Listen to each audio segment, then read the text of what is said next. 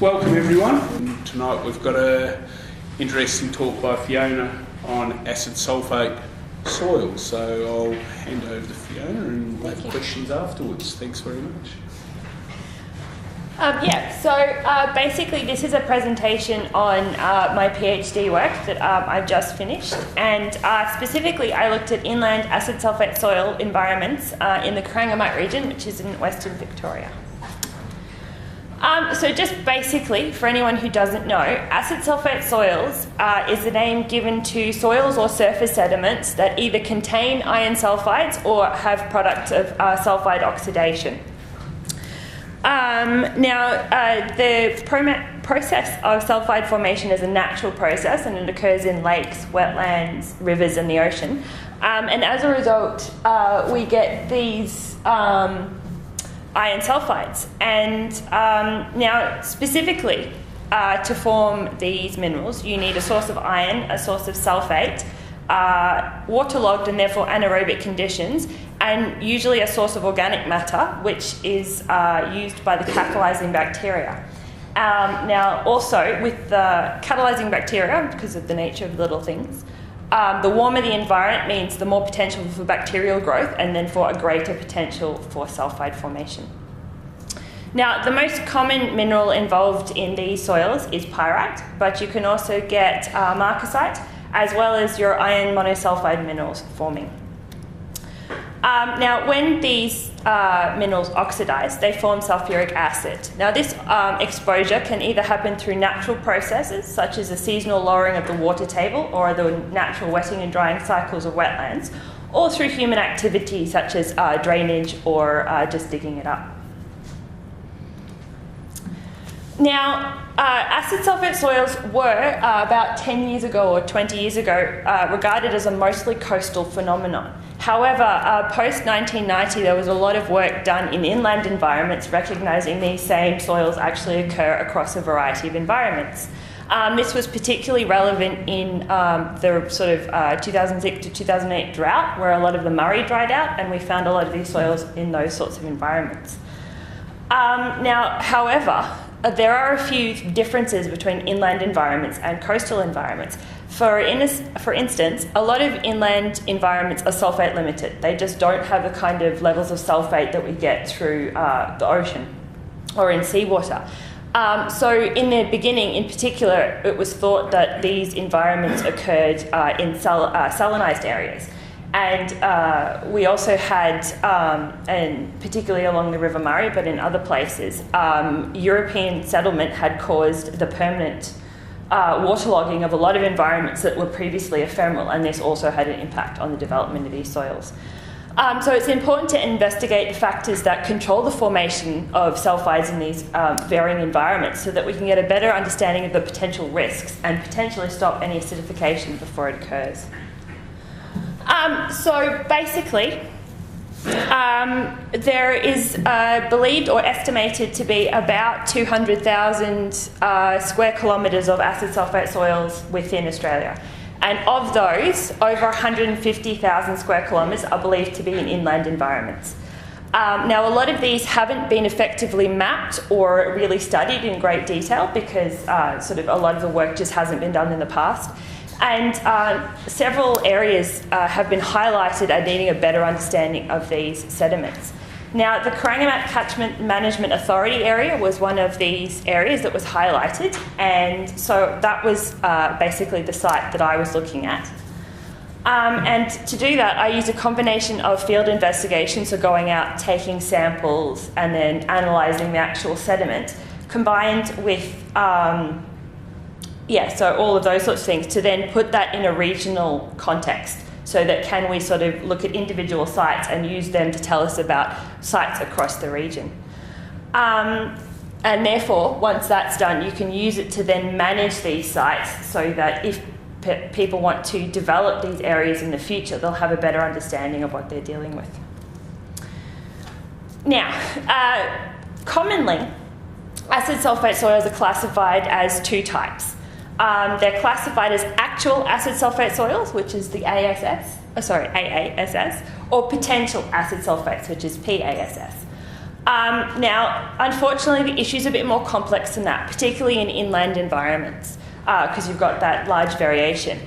Now, people have over the years proposed changes to the classification scheme that haven't really taken off in widespread use. And while buffering capacity, or the ability of the soil to neutralise any acid generated, is discussed, usually in correlation with or in combination with these terms, it's not really part of the terminology. There is no threshold that's used to incorporate within these two terms. Now, as a result, I decided, or I helped develop my own classification scheme based on the environments that I saw. So I retained the two commonly used terms, which is potential acid sulfate soils and actual acid sulfate soils. But I included what I call buffered sulfidic soils, which is soils that actually have a buffering capacity in excess of any acid generated. So you might see the oxidation products from the sulfides, but you won't see the corresponding drop in pH that is common with most definitions of an actual acid sulfate soil. And I also included low-risk sulfidic soils because I found some soils that had a small amount of sulfides there, so they were still classified as an acid sulfate soil, but actually would show a large drop in pH because there just wasn't enough acidity that was ever going to be produced. So this is my general area. For those of you unfamiliar with the geology, the southerly part is dominated by the onshore Otway Basin, and in the middle it's mostly dominated by the basalt plains. Now this became important as I did my research because, interestingly enough, I can break my sites up according to geology. And it actually had quite a large effect on my sites, which I will now tell you about. So two of the sites I studied on the basalt plains were located within the Warrion Water Supply Protection Area.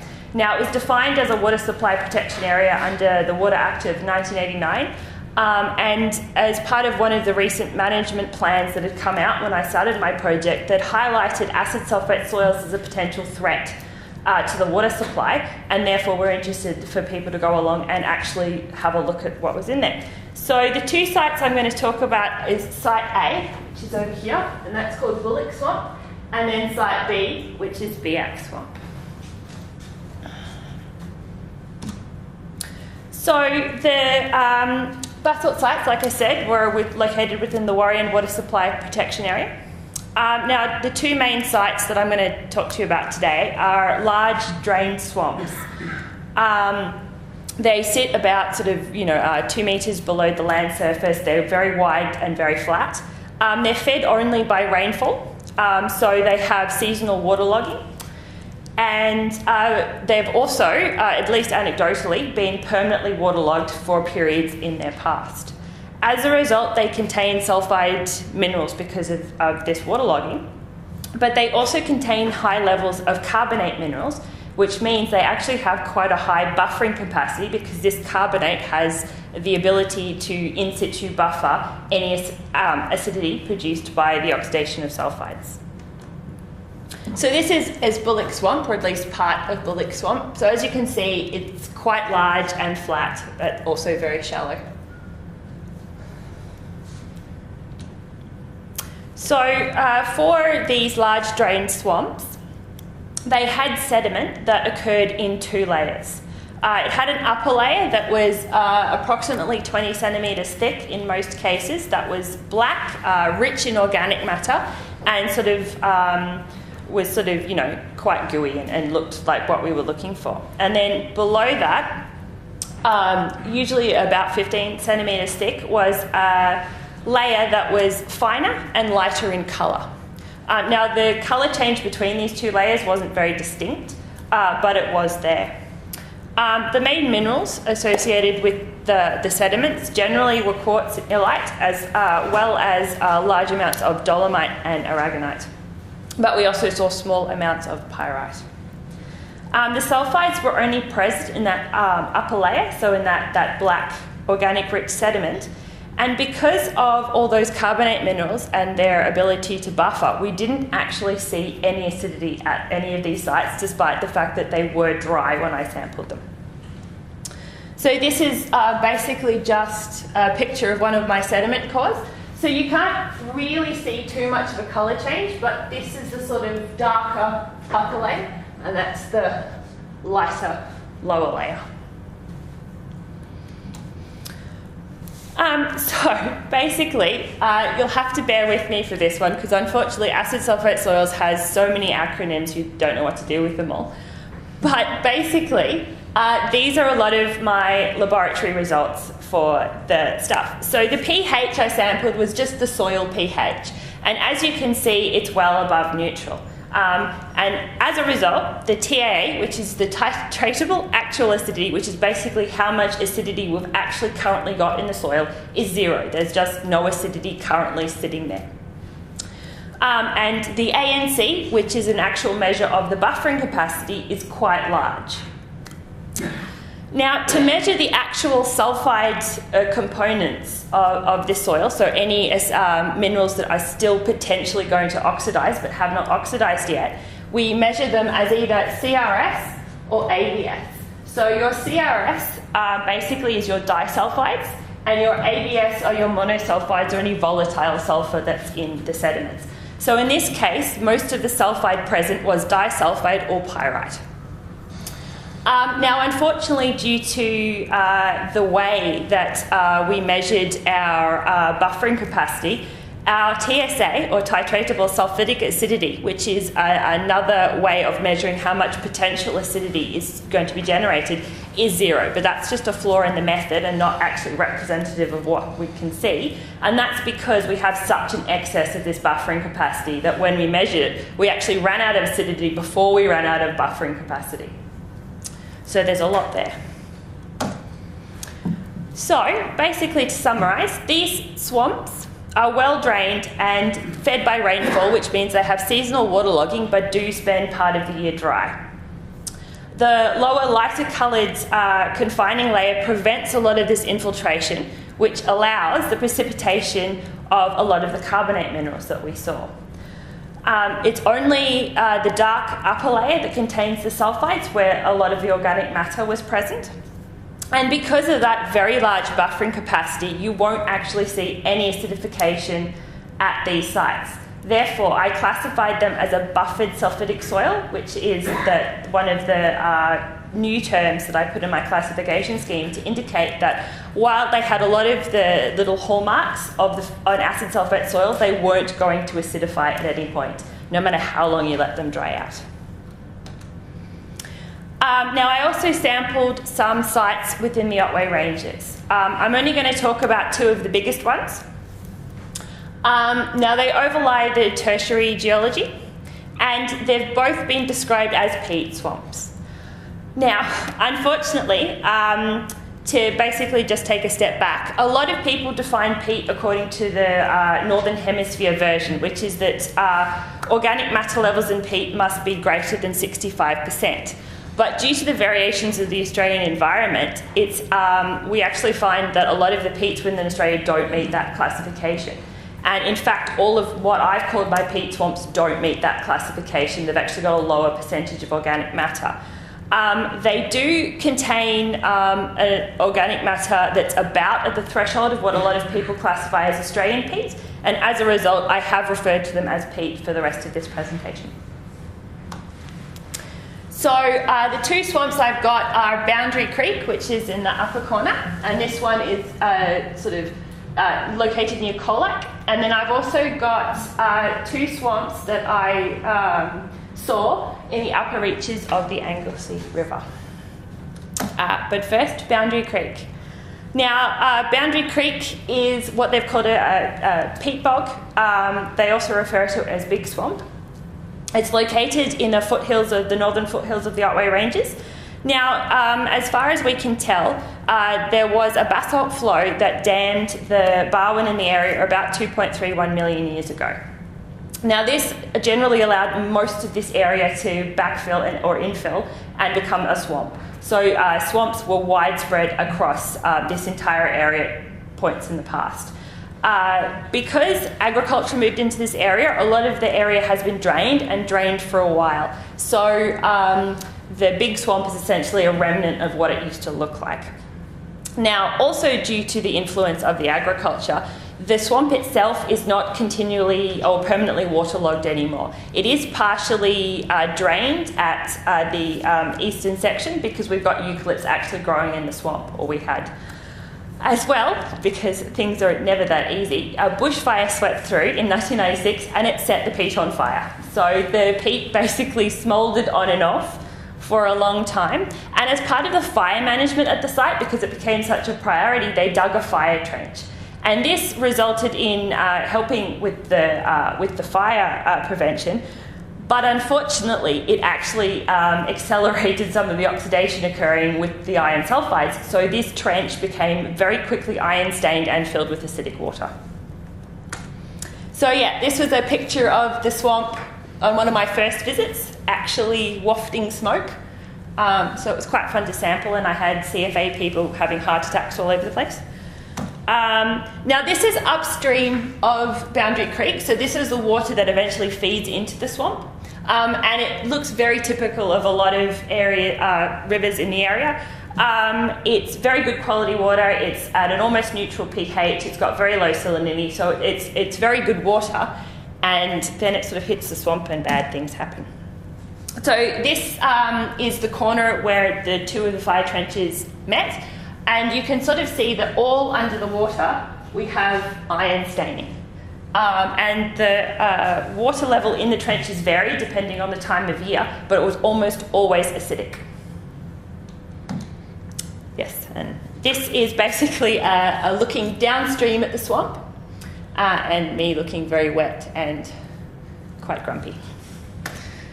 So yeah, so basically when I took samples, I took them along the fire trench, which ran here, and then this spot here is where the two trenches met. So in that photo that I showed you before, and the trenches sort of run then up that way. So when I looked at the basically the types of sediments we were seeing in the swamp, the top 2.5 metres was that really rich organic matter peat that was part of the actual swamp itself. Now below that was various types of sediment until we hit the weathered bedrock that was sort of mostly sandy. Now it should be noted that the pH ox, or FOX, is basically a field test. So what happens when we dropped a whole lot of peroxide on it, and what the pH then was. So basically oxidizing any sulfides that would be present in the material. So even above the water table, we were getting drops of pH, indicating that it was still containing sulfide minerals. And the fact that we have sulfides in the lower layers is just because they're almost permanently waterlogged. So again, with all the numbers. So you can see that unlike the basalt swamps, the pH of the sediment itself is all below neutral. So that means we've got acidity within the sediment itself already. We've currently got it there. Unfortunately for the managers or the people who want to manage Boundary Creek, we've also got potential acidity. And we can see this through the CRS numbers, and also because this time I was able to take titratable sulfidic acidity because, unfortunately, there are no carbonate minerals at Boundary Creek. So there is no buffering capacity. It's got nothing to stop that acid from leaching out of that swamp and being flushed down the creek. So basically, now Boundary Creek is a freshwater creek. A lot of people, particularly when they were just starting to look at inland acid sulfate soils, believed that inland acid sulfate soils were associated with dryland salinity because they needed the sulfate to form the sulfide minerals in the first place. However, we found that wasn't entirely true because we had essentially a freshwater swamp that still contained large amounts of iron sulfide minerals. So given enough time, these minerals will still form in freshwater swamps, without the dryland salinity. Now, the stream gauge that sits just below the swamp shows that there is acidity leaching out of this swamp into the creek. So we are having acidity flowing out of the creek, and we're getting the sort of products of oxidation that are also happening, because we have a lot of iron staining. It's near a sort of a bridge, so the concrete pillars of the bridge are slowly being eroded, and we've got lots of iron staining at the stream gauge itself, and we're seeing an increase in EC from all the sulfate that's also being produced. So this is actually quite a large environmental threat, because we're seeing these acidity essentially being washed downstream. Now, the peat layer is oxidising as we speak. It was oxidising when I first started, and unfortunately it's still oxidising today. There's acidity present within the sediment to show that. We actually had a problem that with the fire, or the smouldering peat was eventually put out with a lot of rain, and slowly plants began to grow, but they only began to grow in the very top bit of the sediment, because the rest of it was just too acidic to get a lot of things growing. So it was still a problem, despite the fact that it wasn't actually on fire anymore. Now, unfortunately, there's still a large potential within this swamp. Not all of these minerals have oxidised, and they haven't oxidised uniformly, because certain sections of the swamp are drier than others, and therefore have had more oxidation occurring in those sections than in other parts. And there's no carbonate minerals, and therefore no buffering capacity at the site, so there's nothing to prevent this acidity from going places and from doing all the nasty things like mobilising the heavy metals that you get when you have the sort of acidity on the scale that we're talking about.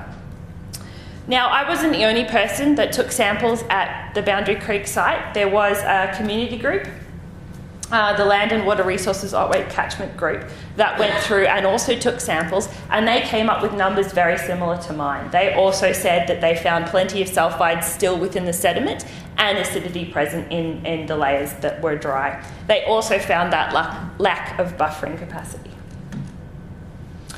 So I'm now going to talk about Anglesea, which in particular I'm talking about Marshy Creek, which I'll go on to explain or to describe.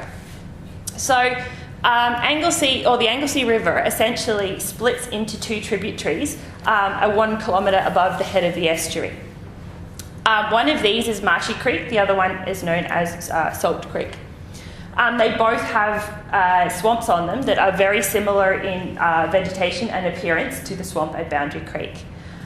They were infilled with sediment since the sea level rise after the last glacial maximum, and so they've been around for a little while and also have that potential to have been waterlogged for a considerable amount of time, and therefore allowed to build up these iron sulfide minerals, despite the fact that they are also rainfall fed and therefore pretty much freshwater swamps.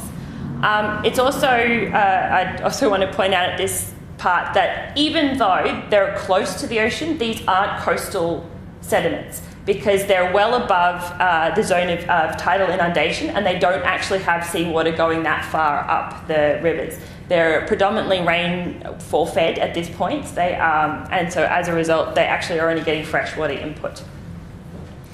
Now, the sites undergo seasonal drying. Work by an honours student in his thesis had water table fluctuations in the area of up to 1 metre. So it has quite seasonal variations in the water table, and therefore for the sort of drier months of every year is actually exposing a considerable amount of this sulfide-rich sediment. Now, as a result, and perhaps not as a result, but the Anglesea River is known to have had documented fish kills. There's lots of documentation of the fish kills themselves, but there is also a problem attributing to a source to this. And in this case, acid sulfate soils were highlighted as one of the potential sources of the acidity that caused those fish kills. Now, most of the area around Anglesea has intact native vegetation. It's part of state parks and reserves. Most of that's heathland, but it's also dry forest. Now, a report done in 2011 listed two main sources of the potential acidity that was causing the fish kills that have become such a concern to the people of the area. One of them was oxidation of the sulfide bands in the coal mine, so the exposed open cut coal mine. because it was noted that the acidity flowing down the river was always strongest after a dry period that had a sudden rainfall event. So something was oxidising and then being washed down these rivers. Of course, that same process can apply to the swamps themselves. If they're dry and therefore the sulfides within the swamps are oxidising, they'll also be flushed out by any rainfall that occurs. So regardless of the source, rainfall was determined to be the factor that contributed the most to the fish kills. So unlike Boundary Creek, we have a large coal mine down here. The estuary itself is here, and there's a former dam in the area. So the swamp I looked at, Marshy Creek, was well above all of that altered environment, and still pretty much as you'd expect it to have been since it formed. So this is a picture of Marshy Creek, and that vegetation is actually deceptively small looking, as I discovered when I tried to sample it, because it looked about waist high from the road, and then by the time I'd gotten all the way down there with all my gear, it was sort of standing up here, and we sort of had to wade through it, and it was quite fun for an afternoon. I lost my field helper because it was so dense that we couldn't actually see each other. So we had a lot of fun. But yeah, so like Boundary Creek, the Anglesea Swamps are showing oxidation is already occurring. So when they're dry, like at the time when I sampled them, oxidation is happening within these sediments. However, again, like Boundary Creek, not all of these sulfides have oxidised yet. There is still a large potential to generate more acidity within these sediments. And again, like at Boundary Creek, unfortunately, there's no buffering capacity. So there's nothing to stop any of that acidity generated causing the environmental degradation that we want to avoid. I did attempt to carbon date some of the sediment, but unfortunately the date that we got for the base layer of this organic PT sediment was a lot younger than we were hoping for. And that could just be that it was only about 1 metre deep at that point, so it could still actually have been influenced by roots and things. But we were hoping for something a bit older than that. So yes, more numbers. Now, I don't know if you can remember the Boundary Creek numbers, but the pH is a little bit lower, but not actually that different from the pHs we saw within the Boundary Creek sediment. They're still well below neutral and therefore show that acidity that has already been generated. Our CRS numbers are actually a bit higher in some cases. Well, actually, that's not true. This one is comparable to some of the ones we saw at Boundary Creek. Some of the upper layers are a bit smaller. But again, they show that we do have a large potential to generate more acidity because we still have sulfides, which means they're not completely oxidised yet. And unfortunately, we have absolutely no buffering capacity or excess buffering capacity, so we're just not going to be able to buffer it. This is approximately what the sediment looks like. I was able to dig down about 1 metre before it really just got too difficult to dig through, and all of that upper metre was that organic rich peaty sediment that actually looked very similar in appearance to the stuff we found at Boundary Creek. Now, Anglesea did meet the definition for peat from the Northern Hemisphere, so that are greater than 65% organic matter. So it's actually slightly more organic than Boundary Creek. So, in conclusion for Anglesea, the sites are already producing acid. So they're oxidising, and no carbonates means there's nothing to buffer that. And unfortunately, it still has that potential to release more acidity sort of every time it dries out. Therefore, I classified it as an actual acid sulfate soil. However, the influence of these particular swamps on the general acidification of the Anglesea River is still unknown. I don't know how much these swamps are contributing to the fish kills. I just know that they are actually leaching acidity when it rains. Now, when we compare the sites, all of these sites are freshwater sites. They're all fed by rainfall, so they haven't been associated with that dryland salinity that a lot of people originally expected acid sulfate soils to occur with. They were all previously waterlogged, and that's allowed the development of these sulfide minerals in the sediment. However, the swamps on the basalt were also subject to evaporation, which led to the precipitation of those carbonate minerals. So they had that large potential for buffering that was also right there in the swamp along with those sulfide minerals. Now, no carbonate minerals were found at any of the sites I sampled within the Otway Ranges, which was why I then was able to break up these sites by geology. So any of the sites that fell on the basalt happened to come with those lovely carbonate minerals, which made them much less of a threat than the sites I sampled within the Otway Ranges, which didn't. So the swamps on the basalt will not acidify at any point. You can keep them dry and you may see the products of oxidation, but you won't see the drop in pH that is most common with the environmental effects. Boundary Creek and Anglesea are already oxidising. They're both partially drained, or at least spend periods of the year where they are dry and then able to oxidise. They don't have any buffering capacity and they still have the potential for further release. Now, handily, that leads into the mapping component of my project, because I had this nice distinction where I could basically draw a line and say where I had basalt, I had sites that weren't going to be a risk, and where I didn't have basalt, those were going to be sites of more concern. Now, time scale became important because my site investigation showed that even with fresh water, you still get large amounts of sulfides forming if you have given them enough time. The site investigations were really useful because they helped with the buffering capacity and therefore the risk level. But also, some of my sites actually had been cleared, while some had a native vegetation, so we could see if that had an impact on the location of these sites. And therefore, we could evaluate the environments across the Otways and the region to say where the most risk was going to be seen. So now, the main criteria you need to have any acid sulfate soil is that previous waterlogging to obviously get the sulfide minerals in the first place, which meant that you need areas of very low slope where you had waterlogged vegetation, or at least at some point in the past there was evidence of waterlogged vegetation.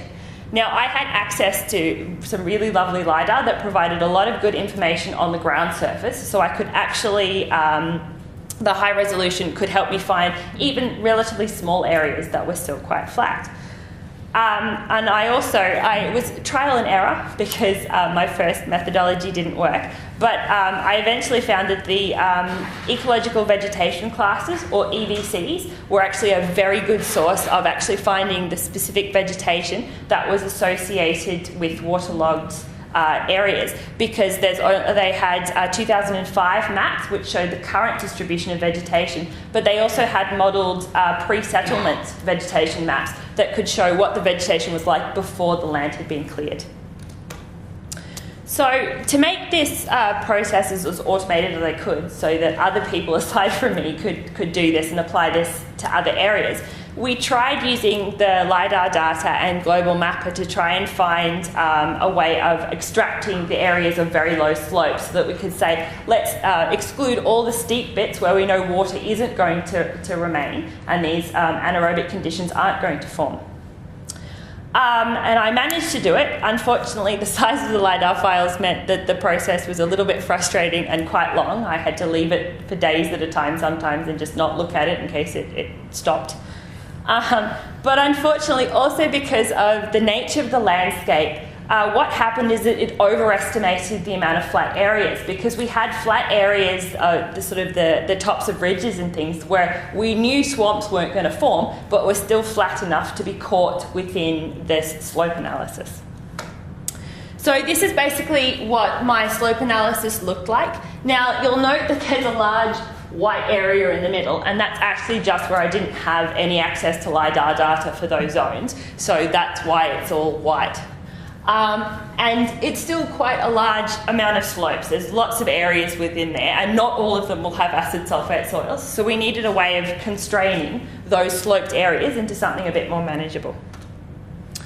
So that's where the EVCs came in, and therefore, unfortunately, I had to go through and scan most of the Otways themselves by hand and just try and see where the slope interacted with these vegetation classes. And as well, we found that there was a sort of a hummocky texture or bumpy texture on the LiDAR that was also quite indicative of some of these swamps. So I was eventually able to break up the acid sulfate soils that I saw into 5 types. Now, type 5 is the coastal acid sulfate soil. I didn't map that myself. I got access to the DSE maps, and so that was done by other people. But there was coastal acid sulfate soil at Anglesea, so it was. I ended up actually having some of it on my maps. Now, the types I defined was type 1, which was uncleared land, so native vegetation, as it always had, with no obvious drainage channel. So it had quite a hummocky appearance on the LiDAR, and I'll hopefully show you a picture where you can see that. But also there was just no obvious drainage channel, so it didn't look like there was a stream or any dug channels in the area. It was just a sort of a flat, bumpy, waterlogged area. Now, type 2 was exactly the same. It was still within the uncleared areas. It still had the waterlogged vegetation types. But in this case, it did have visible drainage channels. So therefore, you can, the water table itself might have been lowered slightly. So the top section of that land can be treated differently from a management perspective than that below the lowered water table. Because any of these areas that have been exposed and the water table lowered have potentially had quite a long time to oxidise, because particularly in the area around Boundary Creek, I know from access to aerial photos that there were dug channels draining that land in 1946. So there has been quite a while for some of these areas to actually oxidise in that top section of sediment. So the top section of sediment may not actually show any sulfides any longer because they've oxidised away, and no acidity either. But if you've continued to drain that land because they've still got the potential underneath, you may then start to see the products of sulfide oxidation. Now, types 3 and 4 were on the cleared land, so land that had been altered.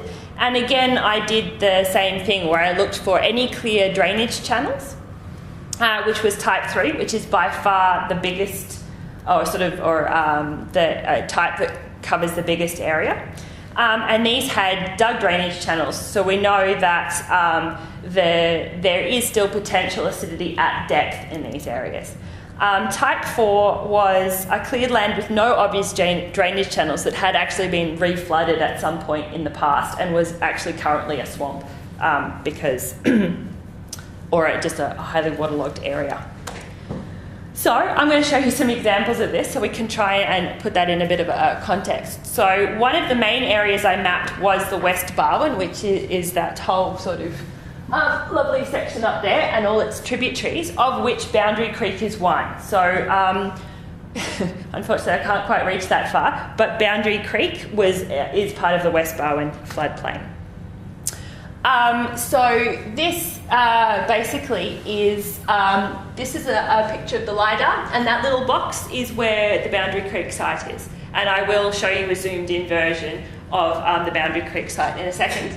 But this image down here is the area I mapped. So you can see large parts of this floodplain are that type 3 classification, which means they're currently cleared land and they have dug channels, which means the water table has been lowered, and that was part of presumably the draining of the surrounding land for agriculture. But at depth, these areas will still could potentially contain those acid sulfate soils or those sulfide minerals that can then oxidise and produce acidity. Boundary Creek is our smaller area of purple, which is type 1, which means that it's an acid sulfate soil all the way to the top because there are no clear drainage channels. So that whole thing is still mostly a swamp. And over here is an example of the EVC classes, or the ecological vegetation classes I use, with the top one being the modelled 1750 vegetation and the bottom one being the 2005 with the large white areas of cleared land. So this is Boundary Creek itself. So I don't know if you guys can see, but in that top image, can you see how the little sort of bean shape of Boundary Creek actually looks quite sort of bumpy? That was the texture I found in quite a few areas of that type 1 soil. It corresponds quite well to that type 1 of acid sulfate soils having that sort of bumpy appearance, which made it quite handy because it made it easier to find. But the Boundary Creek itself is mostly type 1, but there are areas of altered, of what previously would have looked pretty much exactly the same as Boundary Creek, but doesn't anymore because the land has been cleared and partially drained. One of the other areas I looked at was called Porcupine Creek. This is within a state forest. It was actually reasonably hard to get access to. So we had a series of fun adventures trying to get access to get samples because we couldn't actually drive to the sites. We actually had to walk in with all our gear and all the fun stuff. I also did take samples and then analyse them, so I do know that it's an acid sulfate soil from my own laboratory analysis, which is good because when it came up in the mapping I knew I was on the right track. So Porcupine Creek is fun because it's got all 4 types of my classified soil. Because now I included the Google Earth image here because it's just easy to see how we've got some native vegetation, and you can see some of the swamps being a slightly paler green, but we also had cleared land in the surrounding areas. So Porcupine Creek and its tributaries had areas where they were type 1, so they were very similar to Boundary Creek, so they're acid sulfate soils with no clear drainage. But then they had what looked like partially dug drainage and drainage channels in a large part of it as well as the various bits over here of cleared land that had potentially even further lowering of the water table, so a larger part of the soil profile that was less affected or would be less affected by the iron sulfides. And then finally, I also looked at Anglesea and I mapped Anglesea.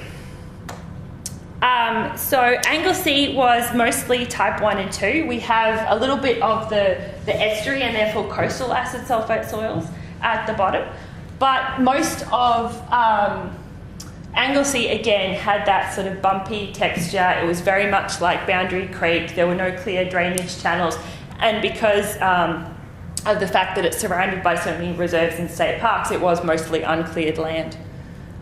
So therefore you would expect there's quite a large profile of iron sulfides beneath the surface. So when it comes to the whole of the Otways, while we do have quite a lot of areas, particularly of the orange type of acid sulfate soil, so the one that has in cleared land with the dug drainage channels on the lowering of the water table, there isn't actually that much when you look at the entirety of it. You've got a few largish areas, including the West Barwon, but thankfully we don't have acid sulfate soils almost everywhere. So that's good news because it means that we're not going to acidify everything. But yeah, so that was the result of my mapping, and yes, I think that's all. Thank you.